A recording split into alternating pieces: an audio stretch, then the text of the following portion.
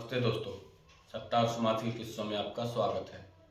दोस्तों, जब देश अंग्रेजों का गुलाम था, अंग्रेजों की नीतियां लोगों की आवाज़ को दबा रही थी, तो भारत माँ ने ऐसे वीर सपूतों को जन्म दिया जिन्होंने 11 साल तक जेल भी काटी, विभाजन की पीड़ा भी झेली और संविधान निर्माण तक का सफर तय किया।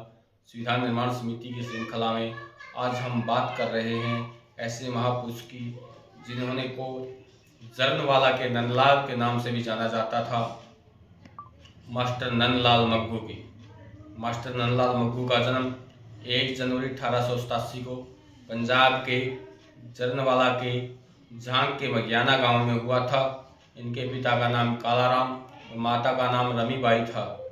जब ये 13 साल के थे तो इनके सिर से पिता का साया उठ गया, तो इनकी माता ने इनका और इनकी छोटी बहन का पालन पोषण कुशलतापूर्वक किया, अच्छे संस्कार इनको दिए। इन्होंने केजीसी हाई स्कूल जांग से 10वीं की परीक्षा पास की। उसके बाद लायलपुर के डिप्टी कलेक्टर के ऑफिस में क्लर्क की नौकरी प्राप्त की, लेकिन वहाँ हो रहे भ्रष्टाचार को देखकर इन्होंने नौकरी से इस्तीफा दे दिया। 1909 में लाला बांकेलाल के संपर्क में आए, जो कि एक अखबार के संपादक थे, और उनसे मिलने के बाद इनके दिल में देशभक्ति की भावना प्रज्वलित हो गई। 1911 में इन्होंने फिर से दोबारा पिटीशन राइटर की नौकरी की, लेकिन उसमें भी इनको भ्रष्टाचार को देखकर इन्होंने नौकरी से त्याग पत्र दे दिया। 1919 में अपने साथियों के साथ हरिद्वार गए हुए थे।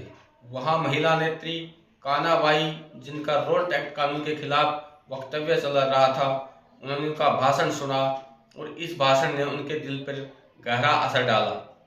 इन्होंने वापस जरनवाला आकर इसके खिलाफ प्रदर्शन किया, सभाएं की, विदेशी वस्त्रों की होली जलाई, जिसमें इनको 1.5 साल की गिरफ्तारी हुई। 1920 में इन्होंने असहयोग आंदोलन में भी भाग लिया और गिरफ्तारी दी। 1920 में ये कांग्रेस के जरनवाला जिले के महासचिव चुने गए। उसके 3 साल बाद जरनवाला के अध्यक्ष भी चुने गए। 1925 से लेकर 1957 तक कांग्रेस की राष्ट्रीय कार्यकारिणी के सदस्य भी रहे और 1930 में इन्होंने नमक कानून के खिलाफ आंदोलन छेड़ा, जुलूस निकाला और गिरफ्तारी दी। ऐसे ही 8 अगस्त 1942 को इन्होंने भारत छोड़ो आंदोलन के खिलाफ भी जुलूस निकाला और गिरफ्तारियां दी। इस प्रकार इनको सियालकोट, मुल्तान, लाहौर, रावलपिंडी कई जेलों में 11 वर्ष तक इन्होंने बिताए और इस प्रकार उनका जीवन त्याग, संघर्ष और राष्ट्र सेवा का जीवन रहा। मास्टर जी को नाट्य में भी अच्छा दिलचस्पी थी। जब ये स्टूडेंट थे तो ये नवमी और दशहरे पर भी रामायण करवाते थे, उसमें खुद दशरथ की भूमिका निभाते थे, इसलिए इनको मास्टर जी कहा जाने लगा। उसके बाद मास्टर नंदलाल मग्गू ने विभाजन की पीड़ा भी झेली। 1947 में ये जरनवाला से पानीपत आकर बस गए और वहां पर एक बसाव कमेटी बनाई, उसके अध्यक्ष इनको चुना गया और अनेक विस्थापितों को इन्होंने घर दिलवाने में अहम भूमिका निभाई। बौद्ध घरों को बसाने में इन्होंने का अहम रोल अदा इन्होंने किया। पानीपत में इंडस्ट्रियल एरिया और मॉडल टाउन बनवाने में भी इनकी अहम भूमिका रही। 1948 में ये संविधान निर्माण समिति के सदस्य चुने गए और इन्होंने संविधान निर्माण समिति की अनेक वाद विवादों में हिस्सा लिया। 1952 में देश में पहले आम चुनाव हुए। उस समय ये करनाल से कांग्रेस की टिकट पर इन्होंने चुनाव लड़ा और हिंदू महासभा के राष्ट्रीय उपाध्यक्ष गोकुल चंद नारक को पराजित किया।